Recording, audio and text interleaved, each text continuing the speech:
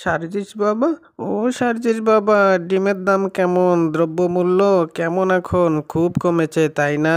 তাই তো, এখন তো সেই 2 টাকা ডিম আর হলো 40 টাকা তেলের কেজি। খুব খাওয়া হচ্ছে তাই না বলো? হাসিনা আপা, ও হাসিনা আপা, তুমি চুপ থাকো ঠিক আছে? দাম ঠিক কমে যাবে, এই টাইমে একটু তো দাম বেশি হয় ঠিক আছে? তোমার সময় হয়েছিল ঠিক আছে? এই তো কমে যাবে, কমে যাবে, চিন্তা করো না তুমি।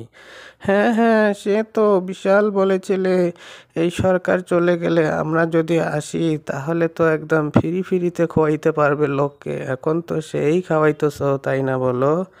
আপা তুমি বেশি কথা বলো না, এই যে মোদি সরকার অনেক কিছুই দিচ্ছে না ঠিক আছে, সেই জন্য তো দাম বেড়ে গেছে, তুমি তো বন্ধ করে দিয়ে বসে আছো।